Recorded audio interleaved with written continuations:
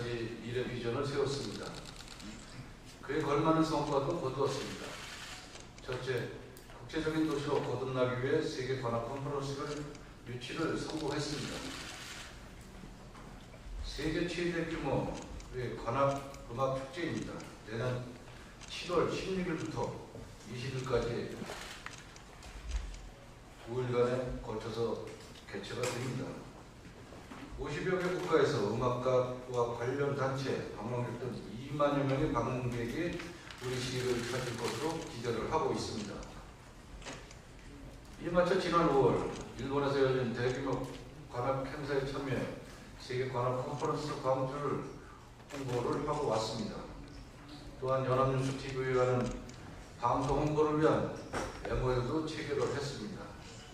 성공적인 개소로 세계적인 문화예술이 살아 숨쉬는 국제적인 상위도시로 도약할 것입니다. 둘째로 중첩 규제 정비를 위한 규제혁신 TF팀을 구성해 맞춤형 시정을 펼치고 있습니다. 장기간 중첩 규제로 개발 제한이라는 한계를 타파하고자 타 시군과의 또 함께 여러 가지의 방법을 모색하고 있습니다. 여주 이천 양평 가평군과 한강사랑 포럼 연대를 구성했습니다. 저는 이천의 송석준 국회의원과 함께 공동회장으로서 관련된 협의를 지속해 결실을 얻을 수 있도록 할 것입니다. 앞으로도 스마트 기술 활용, ESG 행정으로 지속가능한 스마트 녹색 도시를 만들겠습니다. 셋째, 4톤 8달 광주시를 위한 교통 대책을 수립했습니다. 지역 간 접근성을 높이는 그린 스마트 스파이더웨이 라인이라는 촘촘한 도로 교통망을 구축해 나가고 있습니다. 태제국의 교차로 입체화와 광주와 시구 교차로 개선 등 정체와 위험 구간을 개선을 통해 교통 개선을 모색하고 있습니다. 또한 경강선 연장, 판교에서 옥구까지 지하철 8호선 연장에 대해서 또한 수강선 신설 등 편리한 철도 교통을 위한 노력도 함께 기울이고 있습니다. 대중교통 혁신을 위한 버스 노선도 전면 개편하는 용역을 현재 진행 중에 있습니다. 지난 14일에는 국토교통부와 수요 응답형 광역콜버스 시범사업 협약을 체결했습니다. 광역콜버스는 이용자가 원하는 시간대와 좌석을 예약해 대기 시간을 줄이는 새로운 교통수단이 될 것입니다. 4톤 8달 광주로 통하는 미래길, 남은 임기 동안 총력을 다하도록 하겠습니다. 넷째, 50만 자급도시 조성을 위한 인프라 구축이 한창입니다. 광주 역세권 복합개발사업 토지는 복합 쇼핑몰과 종합병원, 지식산업센터, 마이스시설, 시민편의시설 등 복합개발이 추진됩니다. 지난 21일 우선 협상 대상자가 한국토지심사 컨소시엄으로 선정되었습니다. 그간 지지부진했던 역세권 개발 사업을 역점 사업으로 추진해온 결과물이기도 합니다. 시민의 기대에 걸맞게 추진하도록 하겠습니다.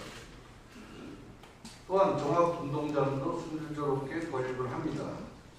관람석 1만 석이 넘는 구매 주저의장과 야구장, 축구장을 갖췄습니다.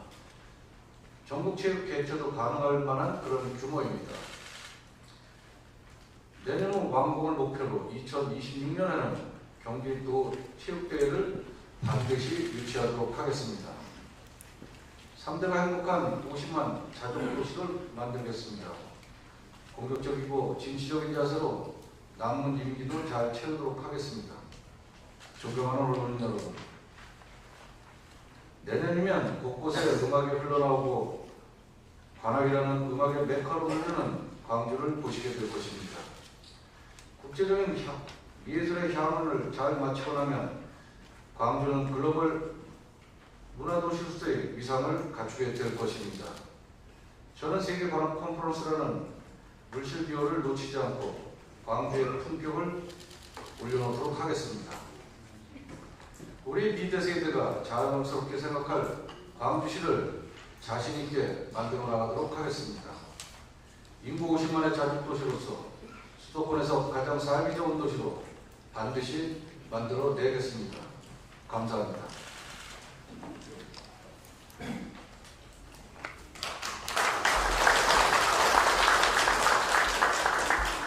다음은 질의응답 시간을 갖도록 하겠습니다. 지명을 받으신 분은 소속과 성명을 밝힌 뒤 질문해 주시면 됩니다. 그럼 질문하실 기자분께서는 손을 들어주시기 바랍니다. 최진성 기자님. 네, 마이크 네, 안녕하십니까. 네. 쿨미디어 최지숙 기자입니다. 네, 안녕하세요. 며칠 전 보도자료에 의하면 2024년 세계 관광 컨퍼런스 광주를 위해서 광주형 유니버셜 디자인 시티 조성을 추진 중이라고 읽었습니다. 위치는 어디인지 또 총 예산은 어느 정도인지 궁금합니다. 지금 이제 저희가 이제 내년도 관광 컨퍼런스 관련해서 이제 두 가지가 이제 관건이 되지 않겠어요. 하나는 이제 관광 컨퍼런스를 어떻게 할 것인가, 거기에 대한 소요 예산은 어떻게 될 것인가 하는 거고, 또 하나는 그냥 그런 어떤 행사만 하게 되면 주변 환경이 또 아직까지 부족한 것이 많지 않습니까? 그래서 그런 부분에 있어서 좀 중점을 좀 둔다고 하는 것이고요. 소요 예산에 대해서 좀 별도로 좀 말씀을 좀 드릴게요. 그런데 우선 하나 말씀드리면, 제가 지난번에도 이제 일본 이제 저편 밴드 클리닉이라고 이제 갔었어요. 근데 나고야인데 거기에 이제 야마 그런 악기 본사인데, 거기 갔더니 그 신라 호텔하고 유사한 그 호텔이 있더라고요. 우리가 이제 묵은 호텔이죠. 근데 거기 갔더니 이제 엘리베이터도 그 악보 있죠? 악보로 아주 그 동판 악보로 또 해놓고, 바닥도 보니까 그 건반 있죠? 피아노 건반식으로 또 돼 있고, 또 횡단보도를 걸으니까 뻐꾸기는 새로 보여요. 이쪽 횡단보도를 걸으면 사거리에 뻐꾸기 오고, 이쪽에 까치가 오고, 예를 들면. 그래서 역시 그 음악도시로서의 면모를 갖추고 있구나, 이런 생각을 했습니다. 저희도 그러면 광주시가 일단은 우리가 이제 그 각 야외 공연도 할 거지만, 그래도 이제 그 메인 공연장이 이제 남산은 아토리지 않습니까? 이제 이쪽에 이제 시청하고 연결을 해서, 그래서 예를 들면 그 시청에서 그 넘어가는 그 구름다리가 하나 있죠.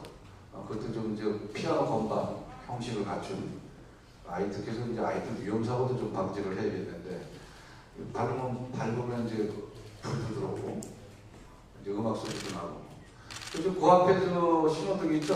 그 사거리 신호등 체계를 이번에 이제 그 경찰서하고 협의해서 바닥에 횡단보도는 X반으로 해서 지금 이마트도 마찬가지고, 이마트 앞에도 이렇게 한번 걸으려면 우리가 대각선을 걸으려면 신호등을 두 번 건너야 되잖아요. 리을자든 기역자든. 그래서 그걸 이제 X반도 형식으로 이제 바꾸는 것으로 하고, 또 시범 사업을 해서 그 아토르 앞에 사거리에는 그 신호, 그러니까 보행 신호 시에 그 뻐꾸기가 오늘도 지금 다음 주만 아마 그게 설치가 될 겁니다. 그래서 시범 운영을 할 계획이 있어요.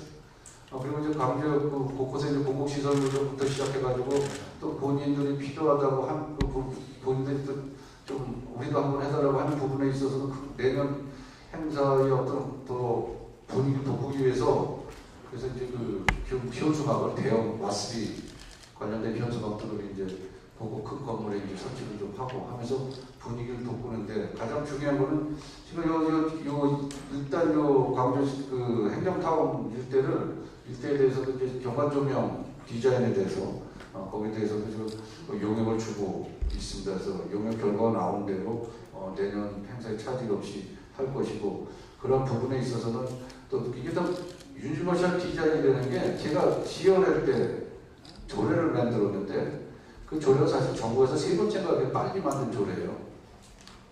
근데 그게 결국 뭐냐면 인간의 맞춤형 시설구조를 안친다는 얘기거든요. 그런 부분까지 다 같이 고민해서 또 지금 준비를 좀 하려고 하고 있습니다. 제 세부적인 것도 다시 한번 말씀을 드리도록 하겠습니다. 고맙습니다. 네, 다음 질문이요. 네, 수독 이정희 기사님. 네, 저 수도권 지역신문 이정희입니다. 근데 저는 광주가 교통여건이 사실 분당 옆에 있어서 굉장히 어떻게 보면 젊은이들도 많이 살고 빌라가 많잖아요. 오포나 신현리 이쪽에 보면. 근데 제가 그런 쪽을 이렇게 다녀보면서 좀 궁금하게 생각한 거는 야, 이렇게 위치가 좋은 광주가 도로 사정이 이렇게 제대로 이렇게 뭔가 좀 제대로 안 됐구나. 그리고 도시공원이 이렇게 없나. 광주는 물론 자연동안이 좋기 때문에 기본 거는 잘 돼 있어요. 그러나 시에서 추진해서 하는 도시공원 이런 게 정말 너무 잘 없다. 그리고 이 빌라가 꼭대기까지 제가 어디 찾다가 겨우 못 찾았어요. 번지수를 찾다가.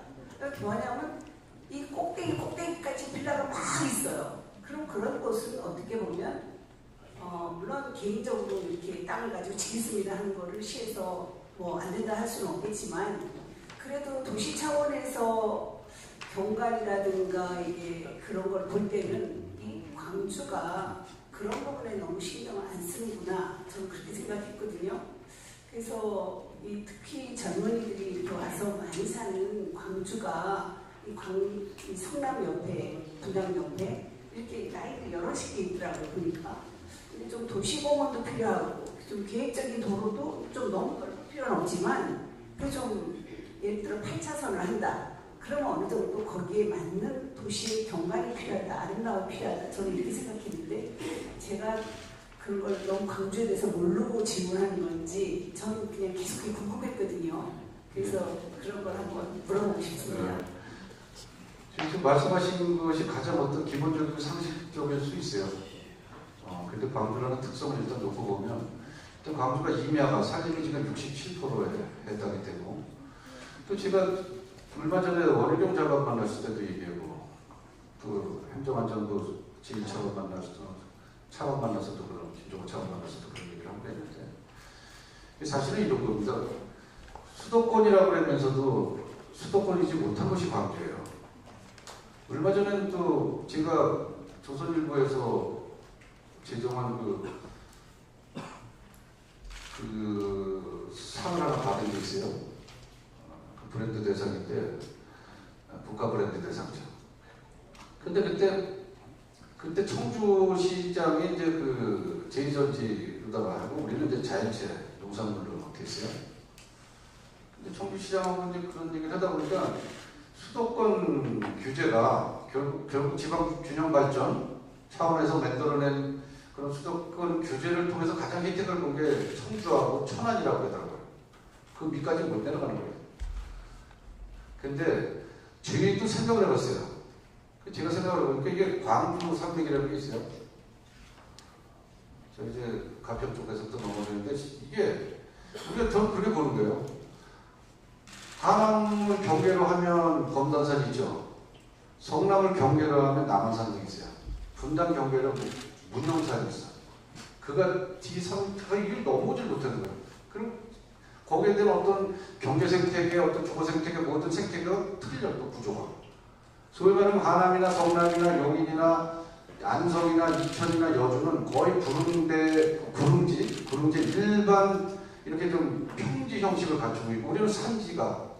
그래서 제가 정부에다가도 그랬고 어떤 방송에 나가서 말씀드리는 거면 광주는 도시계획이 정상적으로 처음부터 실행이 되는 어떤 택지개발형의 도시계획이 아니고 우린 자연불악이 확장성을 키우는 도시구조를 갖고 있다. 그게 첫 번째고 두 번째는 그동안에 74년도라고 중심을 놓고 봤을 때 팔당댐이 생기고 나서 관련 규제가 입지 규제가 여러 가지 생기게 돼 있어요. 근데 거기에는 이제 원래 국토부는 개발을 이렇게 독려를 해야 되는 거예요. 택지 개발하잖아요. 근데 광주에 택지 개발 하게끔 그게 돌아옵니까? 그래서 뭐냐면 이게 국토부에서 갖고 있는 수도권 정비 계획법상의 광주시가 자연보전 권역이 전지역이에요. 근데 또 환경부에서 또 관리하고 있는 환경정책 기본법상의 특별대책지역이 전지역이었죠. 결국 입지구제가 그거를 통해서 이쪽에서 법률에서 예를 들어 환경부에서 법률에 담아놨으면 국토부에서 시행령에 담아놓고 또 농림부에서 어떤 지침에다 담아놓고 하나를 놓고서 7개가 이렇게 거미줄만이 엮여져 있는 지역이 광주입니다. 그래서 저는 규제를 개선해 주세요. 수질은 개선하는 게 맞아요. 규제는 개선하는 게 아니에요. 정비를 해야 돼요. 지금 32년, 40년이 된 그런 고리타분하면서도 쾌쾌 묵은 그런 정책들을 아직까지도 정부가 고집해 왔다는 거죠. 이제 윤석열 정부가 들어와서 규제 개혁에 대한 어떤 속도감을 높이려고 하는데 이게 너무 묵어 있다 보니까 그렇잖아요. 요즘은 법률이나 시행령 개정을 하면 조항별로 뒤에다 가려고 며칠 날 개정했던 걸 쓰죠. 그 전에 페이퍼화 됐을 때 제가 보니까 국토부의 시행령 하나가 개정 이게 두 줄로 썼는데 한 A4 용지 한 페이지가 넘어가요. 그런데도 불구하고 이 팔당 상선 관련되어 있는 광주시는 입주 규제가 아직까지도 변화가 없다. 그래서 그 말씀을 하나만 더 드리면 지금 이제 아까 말씀하셨던 빌라 뭐 이런 거 있잖아요. 그래서 제가 환경부 장관하고도 그 전에 기숙사 어떤 거거든요. 편법을 조장하게 중앙정부가 하고 있다. 그건 불법도 아니고 합법도 아니잖아요. 하나 예를 들면 바로 그런 거예요. 빌라. 대개 어떤 우리가 오염총량 관리제에서 담아가지고 지구단위 계획을 세우고 그래서 계획 개발을 하면 그러면 거기에 대해서는 공공기여 부분이 있죠. 그래서 아파트가 들어오면 거기 너 이만큼 사이즈가 이러니까 너 학교 넣어. 너 도로는 니들 이거 이만큼 책임져. 야 그럼 주민 편의시설 좀 보여줘. 근데 빌라는 그런 게 없잖아요. 왜? 동별 승인을 받잖아요. 근데 그 동별 승인이라는 게 뭐냐면 결국은 한 동당 240평, 소위 말하는 법에서 정하는 그런 시민 대상에 빠지도록 하는 거지. 그러니까 800해배. 그러니까 239평 이런 식으로 239, 239라면 거기에 관련 시민 대상에서 빠지니까 소위 말하는 업자 입장에서는 치고 나가기 좋죠. 치고 빠진다. 근데 거기 들어오는 분들도 사실은 저도 반하는 거 있어요. 저도 여기 사람으로서. 그참 모르고 들어왔겠냐고. 자기가 평생 살 수도 있고 몇 년 살 수도 있는 집인데 주변 환경 안 보고 들어왔겠냐고. 근데 와서 계약해놓고 나서 계약해놓고 그다음 한번 자고 아침에 일어나니까 애 학교 보내기 힘들어. 남편 직장 다니기 힘들어. 내가 어디 나가려 때 쇼핑몰도 없고 뭐도 아무것도 없어. 기반시설이. 근데 그런 구조가 결국은 국가가 정해놓은 그런 아주 불합리한 현실에 맞지 않는 그런 규제 정책에서 나오는 파생된 그런 아주 안 좋은 그런 케이스가 광주시라고 봅니다. 그럼 저는 어떻겠어요? 제가 하나씩 다 치러갑니다. 근데 이 말씀 드리는 건 뭐냐면 제가 어디 가서 가남시에 K 무슨 뭐 한다 무슨 용인시에서 뭐 반도체 클러스터 300조를 유치를 했다. 저는 그거 못해요. 죄송한 말씀이지만 밖에서 지금 들어오는 건 있어요. 일정량에 광주 얘기하는 거 들어오고 싶어. 광주로 가면 안 돼. 그거는 지금 적극적으로 검토합니다. 몇 개가 있어요. R&D 사업도 있고 또 크다란 그런 어떤 정부 기관을 이쪽으로 옮기겠다고 하는 것도 있고 그런 건 지금 적극적으로 검토를 해요. 그러나 제가 다니면서 다리통 탈 수 있는 여력이 없어요. 왜? 광주시가 부족한 그런 기반시설이라든가 편의시설을 채워야 돼요. 그래서 아까 브리핑에서도 나왔지만 역세권에 지금 그런 상업단지 지금 빨리 속도감을 붙이는 것도 그런 것이잖아요. 쇼핑몰이 없어. 또 아이들이 광주시에 이 웨딩홀이 하나 없어. 지금 달랑 나온 게 이제 문화 웨딩홀 하나 나와. 우리 젊은 친구들이 거기 가서 결혼식 할까요? 결국은 성남이나 서울로 가잖아요. 그럼 여러분들도 광주에 계시면 결국은 부주를 해로 가도 성남, 서울로 가야 되잖아요. 어떨 땐 주일에 몇 번씩 되잖아요. 이렇게 답답한 현실을 그냥 놔둘 수는 없잖아요. 그래서 그 역세권에 2,000석 정도 규모의 컨벤션 홀까지 같이 내야 됩니다. 그래서 아이들이 이제는 그것이 준공이 되면 하객이라든가 당사자, 가족이라든가 멀리 안 가도 광주에서 그런 홀리라든가 이런 것도 또 어떤 우리가 이제 수원도 그렇잖아요. 수원 컨벤션 센터가 그게 한 10,000석 정도 보는데 그런데 칸을 나눴잖아요. 근데 그 대관 사업이 엄청 잘 돼요. 광주에도 저때 그 우리가 이제 기업 그 중소기업 가구방 뭐 그러니까 중소기업 박람회라고 그러죠. 그 박람회 서울서 했잖아요. AT센터에서. 그래서 참 답답함을 코팅을 하면서 답답했어요. 앞으로는 정기적으로 내후년 정도에서 그것이 준공이 되면 여기서 정기적으로 하려고 해요. 그래서 뭐 상명 붙이지 말았어. 광주 기업 박람회 이렇게. 그리고 영어 표기가 필요하면 영어 표기면서 간단하게. 그렇게 해서 계속하고 홍보하면 찾아올 사람들은 다 찾아오게 돼 있잖아요. 근데 그 정도 규모를 갖춘 전시 시설이 없었기 때문에 못했던 거죠. 그래서 좀 약간 빗나간 것 같습니다만 그런 말씀해 주신 그런 기반 시설들에 대해서는 하나씩 채워나가고 또 그런 지금도 저 노선 버스 관련해서도 좀 마을 버스를 제가 엄청 많이 늘리려고 해요. 큰 참 못 타요. 물론 이제 지난번에 그 코로나 때문에 우리가 이제 광주 같은 경우에도 중공영제를 하고 또 공영제도 하고 있습니다만 기사가 엄청 부족해요. 코로나 때 엄청 딸렸잖아요. 그러니까 노선 줄여야지, 차량 대수 줄여야지.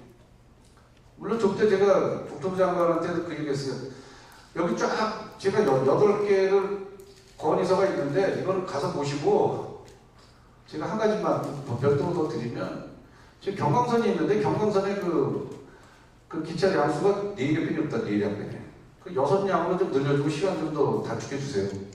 이건 기존에 깔려있는 거 늘리는 거니까 그때부터 어렵다고 그러더라고요. 그거부터 좀 해주세요. 그래서 제가 말씀 뭐 질문하신 거에 답이 다 될지는 모르겠지만 그렇지만 이렇게 하나씩 저희가 채워서 또 젊은 인구가 이번 데이터 보니까 젊은 층이 우리가 지금 20, 40대가 43%까지 갔는데 4%가 늘었더라고요. 47%대. 그래서 여기서 약간 여담을 말씀드리면 22년도에 그러니까 21년도에 담배 소비세가 280억 정도 들어왔는데 22년도 되니까 담배 소비세가 300억이 넘었어요. 310억 정도 가까이. 아니 무슨 담배를 그렇게 많이 떼가고 1년을 광주 예산에서 300억이면요 대단히 감사한 숫자입니다. 뭐 이렇게 담배를 많이 떼? 보니까 젊은 층이 많아서 그런 거예요. 그러니까 이제 그 전까지는 저는 담배를 안 탭니다. 야 이게 금연 캠페인을 좀 많이 해야 되잖아. 지금 그 소리를 못 하겠어요. 세수 생각하니까 시장으로서. 그래서 그런 얘기죠. 담배 태우는 거 말 안 하겠는데 담배 살 때 무조건 광주에서 사야 된다. 성남서 사면 세금을 성남에다 갖다 줍니다. 광주에서 사라. 요즘은 이제 외국 나갔다 들어면 그런 거 없죠. 그래도 이제 담배를 옛날에는 연세점에서 담배를 한 도구로씩 샀잖아요. 요즘은 그런 분들은 거의 없는 것 같아요. 그런데 제가 출장 갔다 올 때 직원이 그런 게 있었어요. 살라고 그런 게. 야, 죽을래? 광주 들어가서 사다 줘. 이렇듯이 지금 웃지 못할 일도 있고 그런 현상들이 있습니다. 그런 젊은 층에 대한 부분. 저도 제가 청소년 지도사 자격증도 있고 사회복지사 자격증도 있어요. 그래서 그런 프로그램 활동이라든가 또 그런 어떤 여가 시설이라든가 그래서 하나씩 지금 만들어내려고 하는데 이것이 뭐 무슨 제가 선호공도 아니고 그냥 자고 일어나면 하나 나오고 그러는 게 아니지 않습니까?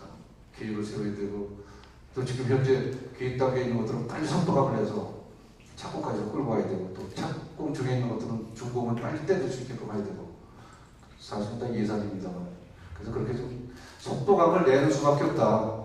그렇잖아요. 이게 제가 오늘 1주년 지금 기자회견이잖아요.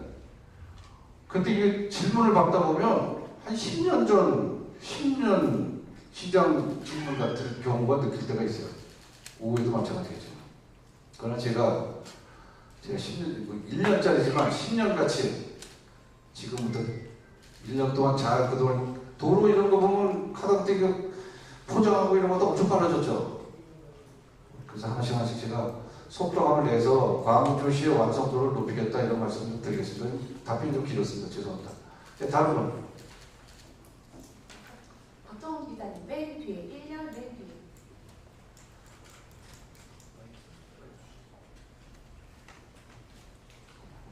네, 시장님 취임 1주년 축하드립니다. 감사합니다. 고생 많으셨습니다.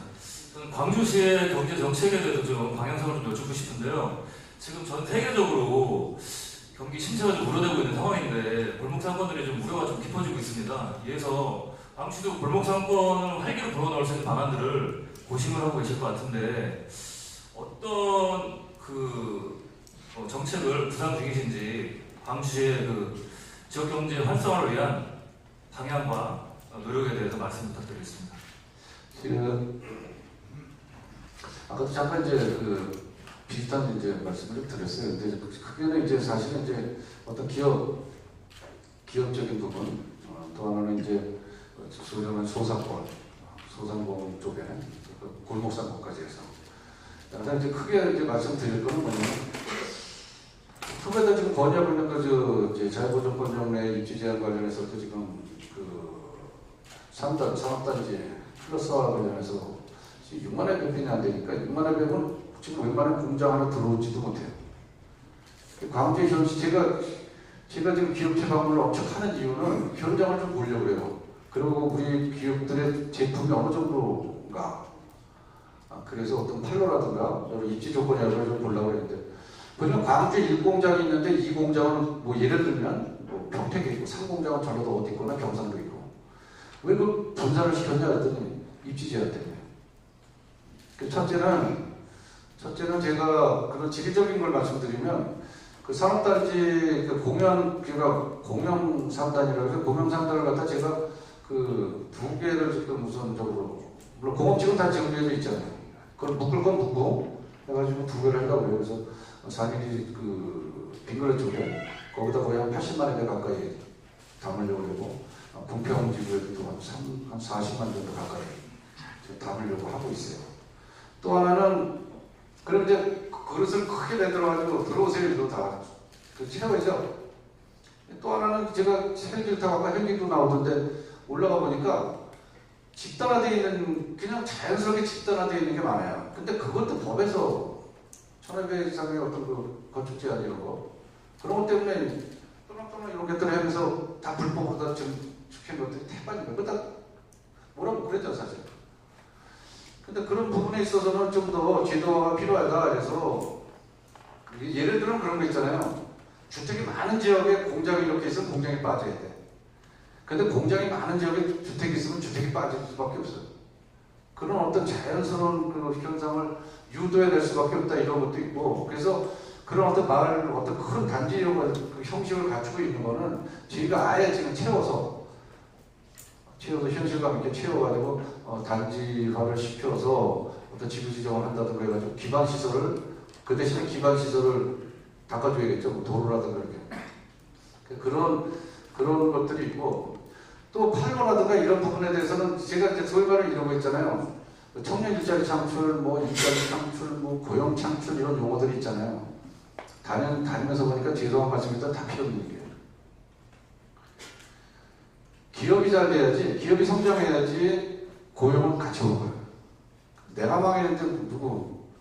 그렇잖아요. 직원 10쓰다가 5 쓰고 그 다음에 가족끼리 하다가 부부끼리 하다가 그렇게 되잖아요. 그래서 기업하기 좋은 환경들을 만들어주기 위해서 어떤 정책개발이라든가 또 그리고 또 우리가 시에서 어떤 행정편이라든가 이런 것에 대한 우리가 좀 도움을 주고 해서 그런 부분에 있어서는 다양성을 좀 더 부여해 주려고 하고 있어요.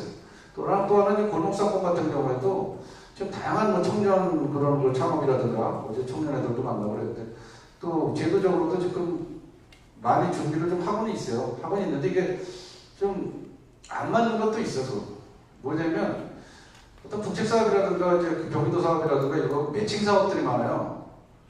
근데 그게 우리 옷에 안 맞을, 우리 몸에 안 맞을 수도 있잖아요. 광주 실정에 안 맞는 것도 있고. 근데 치고 봐야 될 것도 치고 봐야 되니까.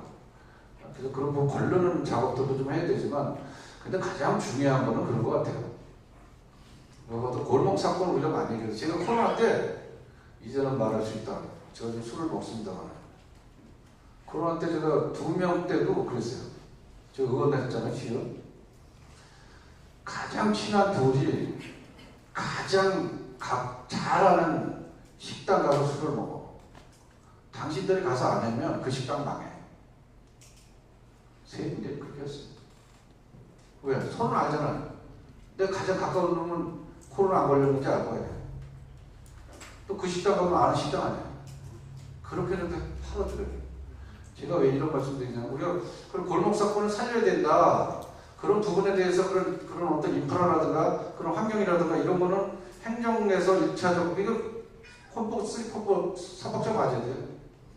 행정에서 그만큼 정책 드라이브를 걸고 거기서 모든 지원을 한다 하더라도 이게 당사자가 있죠. 1차 당사자. 그 식당을 하던 그 상인들. 그분들의 또 생각이 같아져야 돼. 야, 그건 다 필요 없어. 그냥 나는 내 멋대로 해도 돼. 그러면 안 되겠죠. 정책과 이런 것들이 그 현장하고 정책 호흡을 맞아야 돼. 근데 사실은 제가 처음부터 얘기했지만 모든 것 현장에 답이 있다고 했잖아요. 그런 뒤로 가면 되는 거예요. 근데 그런데 거기에서 가장 중요한 건 뭐죠? 여기서 언론인 여러분들께서도 그걸 해주셔야 된다고 보는 게, 시민들이 거길 가야 돼. 시민들이. 우리가 지금 여기 뭐 베드타운이냐 막 이런 소리 하잖아요. 그렇다고 해서 광주에 요즘은 다 거점에, 지금 광주에 병원들도 엄청 많이 생겨서 개인 병원들이. 보니까 나름대로 영향 있는 병원들도 있고, 또 우리 슈퍼들이 각 있어요. 슈퍼들이. 나름대로 있어. 근데 어떻게 하죠? 성남 직장에 근무자가면 성남 뭐 분당, 서울, 뭐 저녁에 놀러가던, 주말에 놀러가던 하고 난 다음에 거기서 쇼핑해가지고 들어와서 식재되고 이런 것들 해가지고 집에 가서 먹죠. 그럼 광주 상권이 살 거예요? 결국 공급과 소비가 같이 마주쳤을 때 그 효과가 극대화 되는 거지. 정책 아무리 갖다 쏟아붓고 지금 예산을, 그렇잖아요. 10,000원 예산을 쏟아보면 실제적으로는 100만 원의 효율이 나와야 되는 거예요. 정책이라고. 근데 현장은 그렇지는 못해요. 제가 무슨 얘기만 딱 하나 할게요. 요즘 그 얘기를 제가 많이 해요. 환경 때문에. 저희가 각종 단체 이런 데서 또 아니면 개인적으로 해서 저희 직원들 있죠? 여기 뭐 질문에는 그게 없을 것 같아요. 미리 말씀. 저희 전 직원 지금 1,600명이 전부 다가 그 1365 자원봉사 포털에 가입이 다 했어요. 이제 봉사를 하자. 그래서 저는 전 시민의 봉사를 하고 싶은데, 왜 이런 말씀 드리냐면, 그 봉사하는 분들 있죠? 단체 봉사든 개인 봉사든, 쓰레기 주소 나옵시다. 나오잖아요. 그분들 다 바쁜 분들이에요. 다 먹고 살아야 돼요. 장사도 해야 돼요. 개인 생활. 근데 다른 단체에서 또 시에서 나오라니까 나와야 되고, 내가 또 가서 해야 되고 하는 거예요. 물불 안 가리고 막 뛰어들죠. 근데 어떤 사람은 경안천에 산책로가 있잖아요. 산책로를 지나다 보니까, 야, 작년에 수해 때 쓰레기가 여지껏 있어. 야, 저거 안 쳐이려고 비누를. 제가 그런 얘기하는 거예요. 맞는 얘기는 맞는 얘기예요. 근데 중요한 건, 어떤 사람은 자기 일이 바쁜데도 불구하고 나와서 쓰레기를 주워야 된다니까 또 이렇게 다니다 보면요, 개인적으로 쓰레기 봉투 들고 다니는 분들도 계세요. 그런 거 하면 어떤 사람은 자기 앞에 시선이 보기 흉하다고 지적질하는 거예요. 이런 풍토는 좀 없애야 된다. 그런 말씀을 좀 드리고 싶습니다. 그래서 가장 중요한 거는 골목사건 살리는 것이 어떤 지자체와 그런 이해 당사자의 역할도 중요하지만, 무엇보다 중요한 건 저희가 그래서 홍보를 좀 많이 하려고 해요. 시작도 홍보, 끝도 홍보. 각 과별로도 꼭 홍보 담당관실에서만 하는 게 아니라 각 과별로 다. 그래서 홍보를 최대한 해서, 그래서 어떤 시민 참여율을 높일 때만이 시장 상권, 골목 사건을 살 수 있다. 그런 말씀을 강조드리겠습니다. 예. 다른 분. 다음이요. 김지배 기자님이요. 여기 4열 맨 앞에 줄 마이크 좀 갖다 주세요.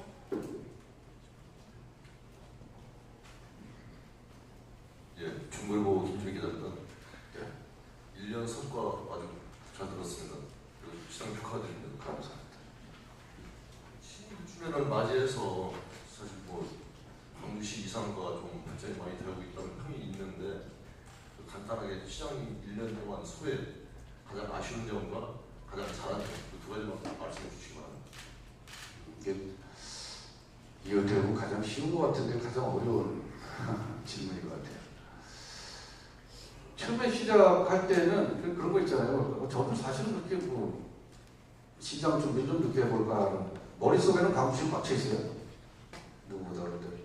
그랬었는데 그러다 보니 시작할 때는 야 이게 시장 이때 벌써 1년이 됐잖아요. 근데 저도 또 뭐라 해야 좀 성질이 있다 그럴까. 가만히 있는 성격이 못되다 보니까 우리 직원들도 그래서 더 발로 뛰고 더 열심히 했죠. 그래서 또 이만큼의 성과가 하나씩 나타나고 있는 거고. 그래서 좀 정신없이 왔다고 봐요. 정신없이 왔는데 보니까 정신없이 하나씩 내드러냈지만 와서 보니까 벌써 1년이 됐더라고. 그러니까 지금은 또 1년 됐다 그러니까 제 마음속에 뭐가 들겠어요? 조급함이 들어요. 야 이게 빨리 해야 되는데 이거 어찌해야지 빨리 해야 되는데. 사실 제가 다 할 건 아니잖아. 어쨌든 그래서 그런 어떤 소외라고 하면 소외고 그런 것들이 있어요. 근데 다만 아쉬움이라는 거는 이게 제가 혼자 해서 되는 것도 있고 아니면 또 여러 어떤 그런 조직 간에 또 상하 조직 간에 이런 협업이라든가 이게 뭔가 좀 정책적이든 실행적이든 이런 것들이 많이 떨어져 줘야 되는데 그런 것들이 안 되니까 내 맘 같지 않으니까. 예를 들면 지난번에 몇 개 방송사에서 그 수해복구가 1년이 됐는데 안 됐다고 해서 샘플을 우산천하고 모개미천을 잡았어요. 그래서 리스트 그게 뭐냐면 경기도하고 해남부 국토부에서 또 그 농림부 산림청에서 협의를 안 해준 거야. 그럼 내가 그때 생각나올 때 가서 그랬어. 거기서 그랬어. 이거 뭐 중앙부처에서 협의를 안 해줘가지고 공사가 진행한 돈은 다 지금 745억 들여서 지금 하는데 한 200억이 모자래 저희가. 근데 어쨌든 하고 있는데 중앙부처에서 계속해서 저때 해양부 차관한테 그 얘기했더니 맞대. 아니 올라갔는데 한 달 걸리고 거기 또 갖고 있다가 한 달 걸리고 내를 한 달 그 언제 합니까? 몇 번 보완 내지 그리고 특별 재난지역 선포를 해서 특별한 거 아니냐. 그건 거기 목표가 있잖아. 목적이 있잖아. 그럼 수해복구를 빨리 하게끔 해야 되는데 이걸 가지고 뭐 그 하천 구역선이 어땠는데 안 맞는지 뭐가 일반 법률을 일반 제도를 갖다 적용해가지고 자꾸 다시 보완 이런 게 1년은 거예요. 그런데 아직까지 그 8월달 돼야지 심의 뭐 협의 이게 다 끝난다는 거예요. 그럼 그때 토지도 소위 말하는 토지 수용해야 되고 이렇게 한심한 게 있어요. 그래서 그런 부분이 가장 좀 한편은 안타깝다. 내 마음대로 안 되는 것도 있구나. 그런 안타까움도 갖고 있습니다. 또 하나는 이제 놓치는 부분들이 있죠. 놓치는 부분들도 있고 그런데 그런 놓치는 부분들에 대해서는 좀 더 오히려 보완의 시간이 필요했다라고 저는 이제 생각을 하면서 좀 더 완성되게 그 사업을 추진하려고 좀 하고 있어요. 그러나 항상 시작점은 늦더라도 꼭지점은 같다. 그런 마음을 쉽게 기우면 종합운동장 그렇잖아요. 이것도 협의했는데 땅은 미리 다 사놨는데 협의했는데 한 세월이에요. 그래가지고 몇 달을 또 늦췄어요. 저는 또 들고 다니고 행정은 안 되고 얼마나 속상했어요. 근데 결론은 어떻게 됐냐? 착공은 늦었지만 준공은 맞춰라. 밤을 새워서라도 맞춰라. 그렇게 지금 사실 행정을 좀 하고 있습니다. 네, 다음 황장하 기자님이요. 여기 세 번째 화면에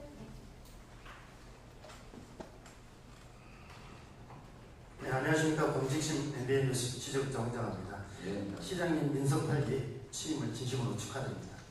희망동시 행복광주 민석 8기 1년 시장님의 시정의 가장 핵심적인 한 단어로 정의한다면 시민들과의 우수한 의사소통과 탁월한 행정이라고 생각합니다. 수도권 최고의 미래 도시를 만들기 위해서는 이제부터는 시정 비전과 방향성에서 선택과 집중의 시기라고 생각합니다. 오늘 1주년 기자회견을 통해서 4가지 광주 미래 비전 정책을 잘 들었습니다. 성주교의 삶의표는 문화영향이라고 합니다. 최근 광주시는 명가활동 대상도 받은 걸로 알고 있습니다. 광주 시민들의 삶의 질을 높이기 위한 문화 콘텐츠 정책을 어떻게 추진하고 있는지 여쭙고자 합니다. 저희가 이제 문화, 그러니까 글로벌 문화 도시를 지향하고 있잖아요. 거기에 이제 제가 시장이 되면서 세계 관한 컨퍼런스를, 그러니까 선거 다음 날 집어넣으세요, 이걸. 뭐냐면 제가 당선이 돼야지 그걸 하죠. 그 유치 신청을 선거 다음 날 그 시카고 세계 관악협회 와스비 본부에다가 제출하고 14일 날 그러니까 그 서면 심사를 받아서 됐고, 그 화상 심사죠. 그러면서 이제 7월 달에 올해가 이제 20회니까 19회 세계 관악 컨퍼런스가 열린 그 저기 체코 프라하에 가서 그때마다 이제 총회를 하거든요.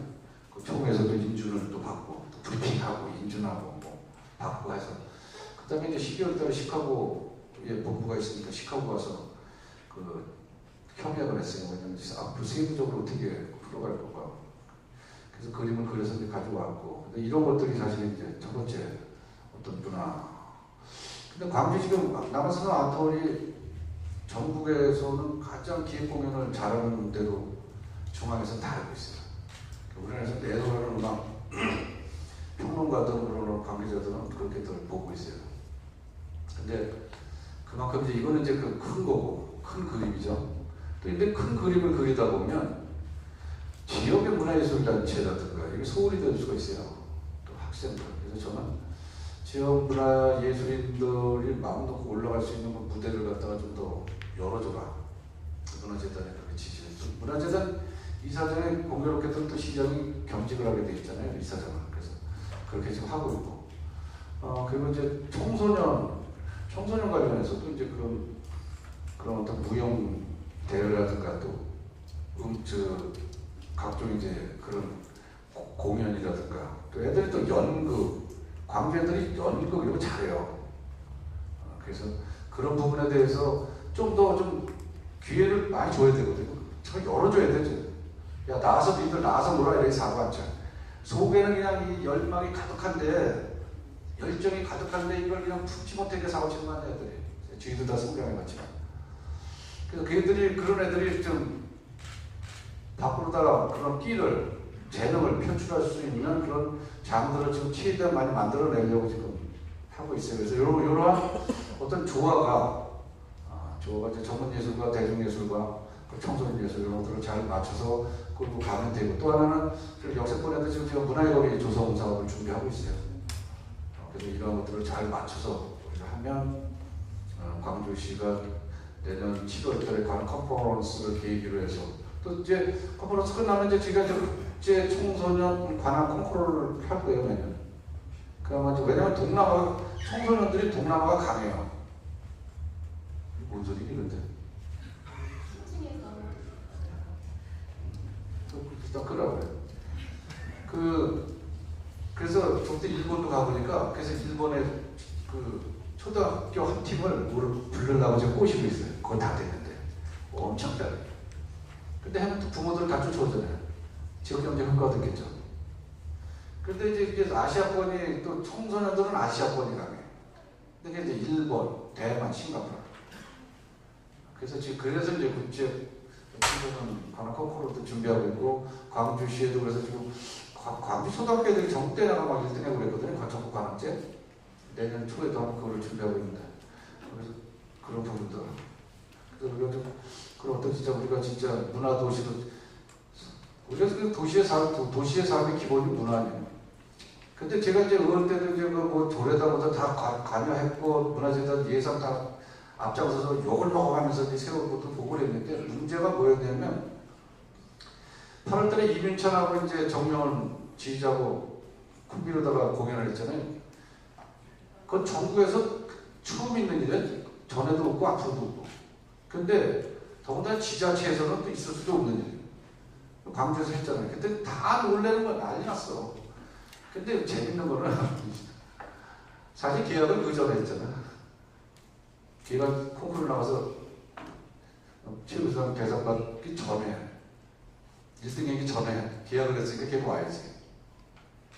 그 다음에 불렀으면 안 왔겠죠? 우리가 광고가 그렇게 운이 좋은 거야. 그런데 그렇게 훌륭한 기획 공연을 지금 남한사성 아트홀에서 지금 전문가들이 중앙의 전문가들이 평을 하는 게 전국에 있는 아트홀 있죠. 전국 지자체에서 갖고 있는 아트홀 전체를 털어서 광주께 네 손가락 안에 있다는 거예요. 그만큼 시설이라는 모든 면에서 뛰어나다는 거예요. 그래서 우리가 기획 공연을 많이 하잖아요. 근데 문제는 광주 분들이 어쨌든 유입인구 다 계산해서 광주 분들이 여기 공연을 보러 안 오셔. 그리고 맨날 서울로 가고 성남으로 가고 그리고 광주는 공연 안 했대. 물론 이제 신현동, 능평동 이쪽에는 거리감이 있으니까 또 그럴 수도 있어요. 근데 그건 아니잖아. 광주는 광주지. 광주시 능평동 신현동이지 성남시 분당구 능평동 신현동 아니잖아요. 그런 좀 한계가 있어요. 그래서 제가 그거를 티켓 판매를 이제 인터파크에서 한단 말이죠. 그래서 인터파크에 올리기 전에 시민들에게 먼저 홍보를 해라. 다 해서 한 50%를 광주 시민들 중에서 물론 다 돈은 내야 되잖아. 할인이 아니고 광주 시민들에게 우선권을 좀 줄 수 있게끔 한 50% 정도까지는 홍보를 하고 난 다음에 인터파크에다가 오픈을 해라. 인터파크에다 오픈하면 어떤 건 8분 만에 매진돼. 보통 공연은. 그러니까 제가 가서 맨날 모니터링하러 가서 볼 거 아니에요. 보면 모르는 사람이 왜 이렇게 많아? 그러니까 보면 다 또 이게 알고 봤더니 요즘은 그 팬클럽도 있고 이 개인이 좋아하는 것도 있잖아요. 그러면 인터넷 뒤지면 얘가 어디서 며칠 날 공연하는 걸 다 알고 있는 거죠. 걔가 이제 예약을 해버리는 거죠. 여러분. 그래서 좀 그런 부분에 대해서도 좀 광주 시민들께서 이런 좋은 시설 속에서 좋은 공연이 있는데 거기도 좀 많이들 좀 참여할 수 있도록 또 기사도 좀 부탁을 좀 드리겠습니다. 열심히 하겠습니다. 네, 다음은 이제 시간 관계상 저희 두 분만 더 질문을 받을게요. 질의하실 분. 네, 성기원 기자님이요.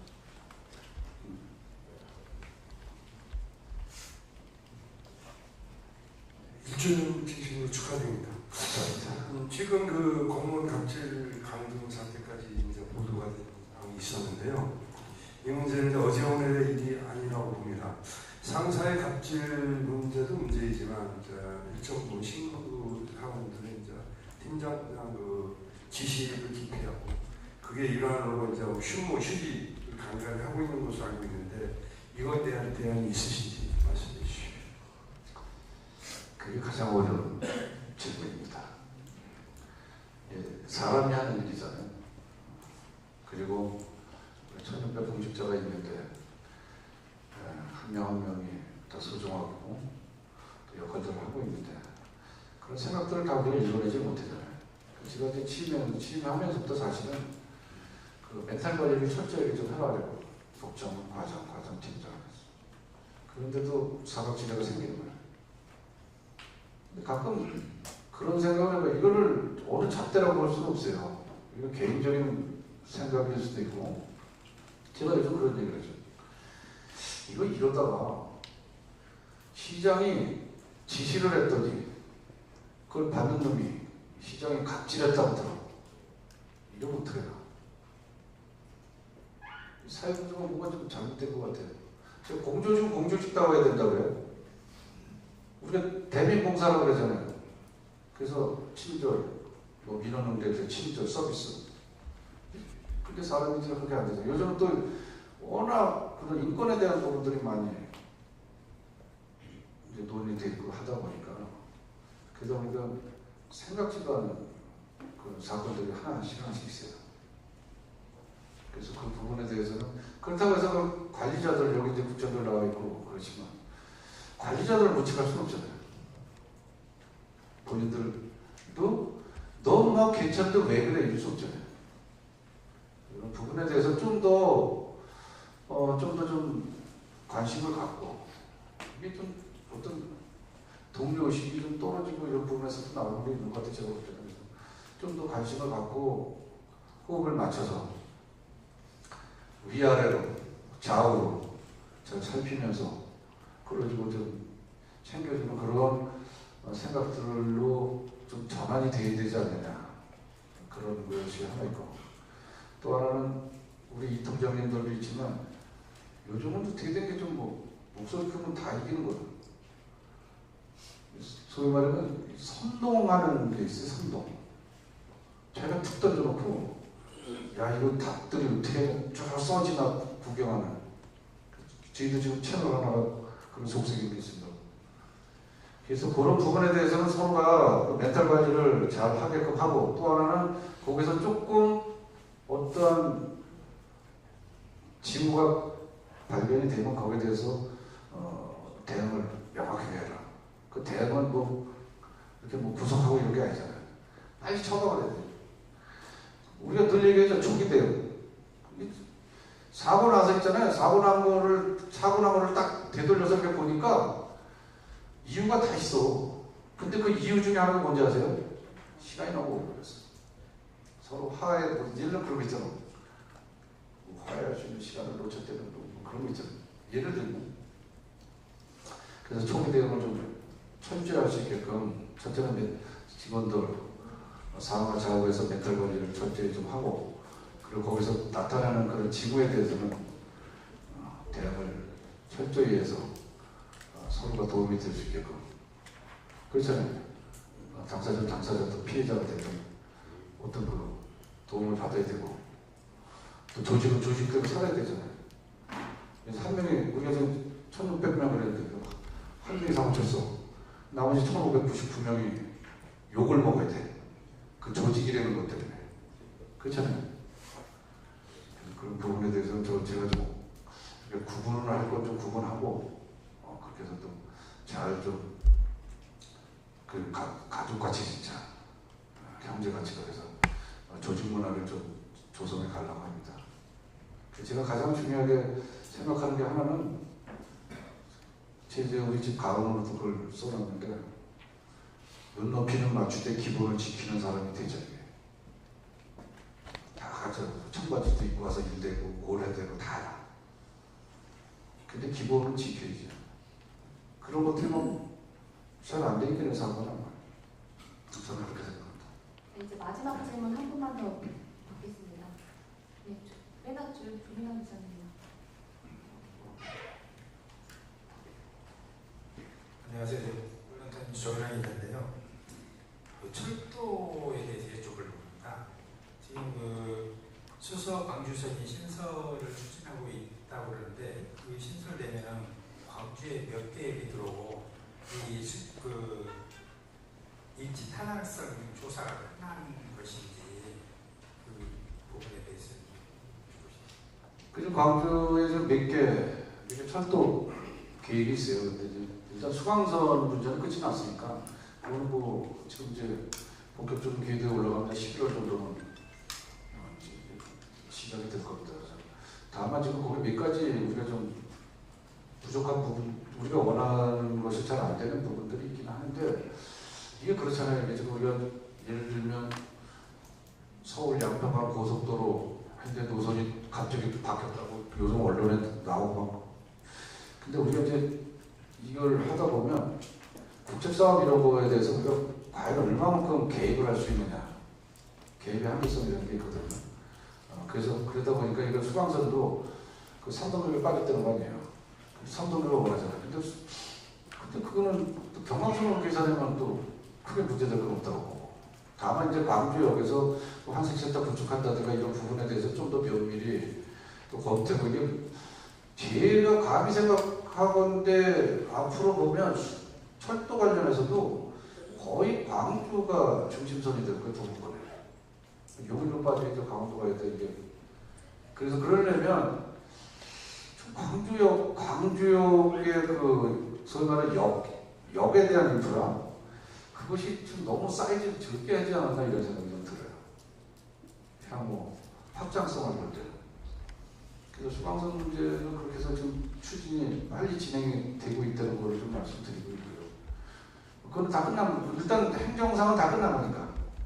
그래서 그리고 이제 경강선 연장하는 건 좀 용인시장하고도 잘 들어가서 지금 그 5차 국가철도망 구축 계획에다가 반영을 시키는 것뿐만이 아니고 좀 시간 단축을 하려고 해서 27년도까지, 그래도 우리는 26년까지 해달라 이러고 지금 용산에다 막 떼쓰고 있어요. 용시장도.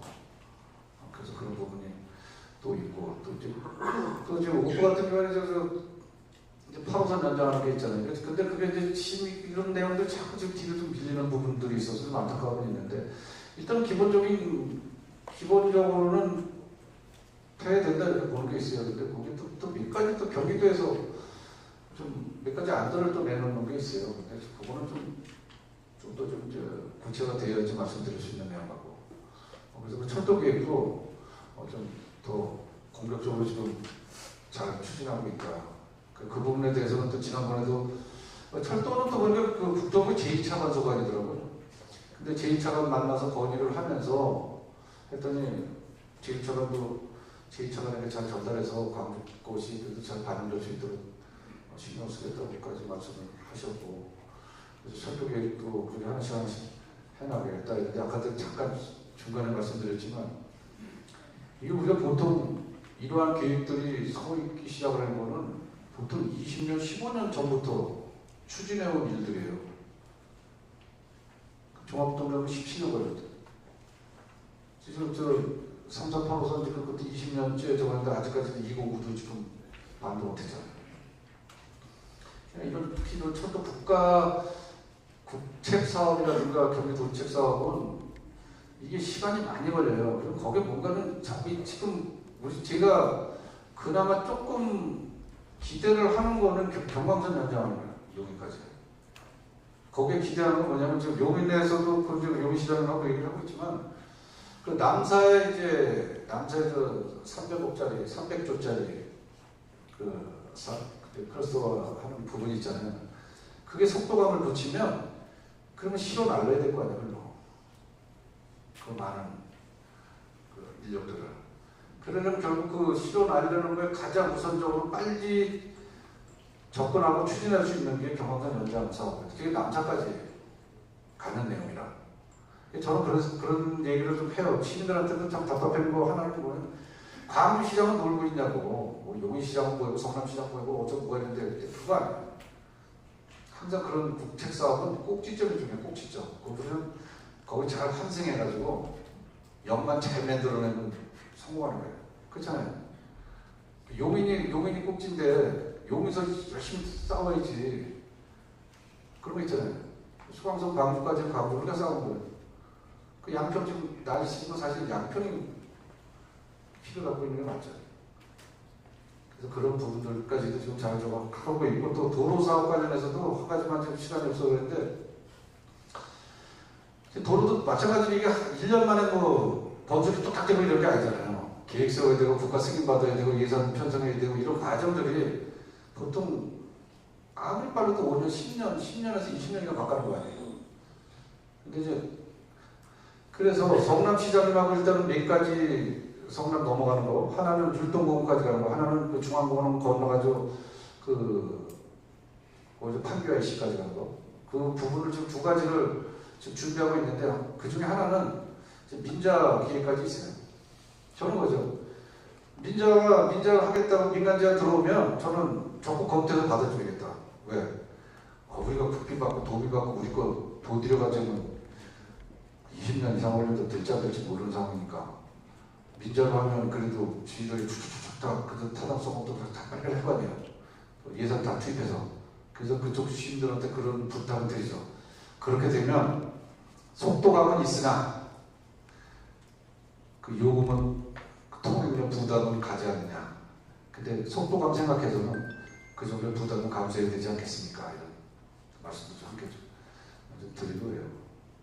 철도 문제도 지금 우리가 하나씩 좀 잘 그래도 속도감 있게 풀어가려고 하고 있고, 또 더 안타깝고 좀 시청력이 없는 대한민국에 광주밖에 없어요. 근데 워낙 지금 저쪽에 개발이 되면서 저쪽에 어떤 수요층이 높다 보니까 이쪽 그렇잖아요.